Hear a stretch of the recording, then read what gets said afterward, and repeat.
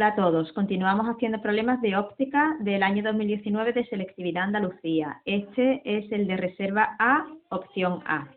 En el apartado A nos dicen: construya razonadamente la imagen de un objeto situado delante de una lente divergente y a una distancia menor que la distancia focal. A partir de la imagen obtenida, indique razonadamente las características de la misma, real o virtual, si está derecha o invertida, y su tamaño. Nos dicen que la lente es divergente, por lo que las flechitas de esta manera, y que el objeto está situado a una distancia menor que la distancia focal. ¿Vale? Pues aquí tenemos el trazado de rayos para luego poder decir cómo es la imagen. Nos están diciendo que la lente es divergente, pues ya sabemos que el foco se encuentra situado a la izquierda, por delante de la lente, sería negativa. Esta sería la distancia focal y nos dicen que el objeto está situado a una distancia menor que la distancia focal. Esta sería la distancia a la que se encuentra el objeto. Vamos a utilizar, como siempre, dos rayos para trazar y obtener la imagen. El primer rayo pues parte desde el objeto, va paralelo al sistema de eje, al eje del sistema óptico, y cuando llega a la lente se va a refractar pasando su prolongación por el foco. El rayo se va a desviar y su prolongación es la que pasa por el foco imagen. El otro rayo es el que va desde el objeto y pasa por el centro de la lente sin desviarse, este de aquí. En el punto donde se cruzan los dos rayos, en este caso la prolongación del primer rayo y el segundo rayo, es donde vamos a obtener la imagen. Pues ya observando el objeto y la imagen podemos indicar cómo es. La imagen es virtual, está formada por el cruce, se obtiene al cruzarse la prolongación de uno de los rayos y el otro rayo. Es derecha, tiene la misma orientación que el objeto, ambas tienen orientación positiva hacia arriba y es de menor tamaño que el objeto. Hacemos una pausa y pasamos al apartado B. Continuamos con el apartado B. Dice: a 0,5 metros delante de una lente convergente se sitúa un objeto de tamaño 0,25 metros. Si la distancia focal vale 1 metro, calcule, apartado I, la distancia de la imagen a la lente, indicando si es real o virtual, y apartado II, tamaño de la imagen, indicando si está derecha o invertida. Bueno, vamos a ir apuntando los datos que nos dice el enunciado. Lente convergente.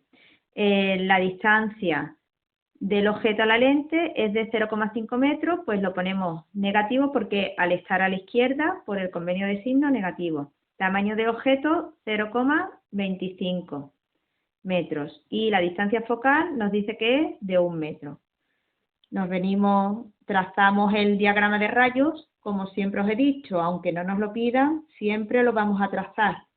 Hay veces que nos convendrá trazarlo después de calcular datos porque no lo podamos dibujar a priori, pero en este caso lo podemos dibujar ya, pues empezamos a dibujar y luego ya comprobamos que lo que hemos dibujado concuerda con los datos que estamos obteniendo. Nos dicen que tenemos una lente convergente, pues flechas de este tipo.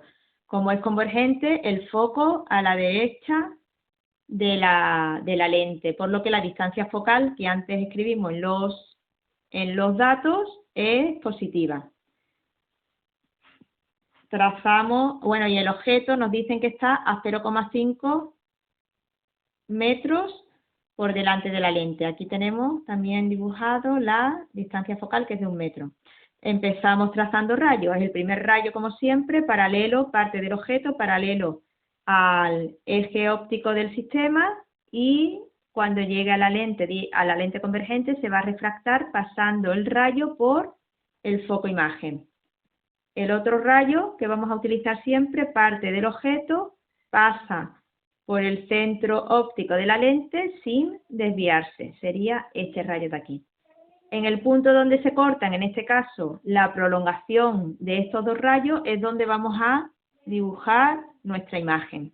Pues ya mirando imagen y el objeto ya podemos concluir de acuerdo con nuestro diagrama de rayo, pues que la imagen es virtual, está formada por el cruce de las prolongaciones de los rayos, estaría a la izquierda de la lente, la imagen es derecha respecto al objeto, tiene la misma orientación que el objeto, positivo hacia arriba, y es de mayor tamaño que el objeto.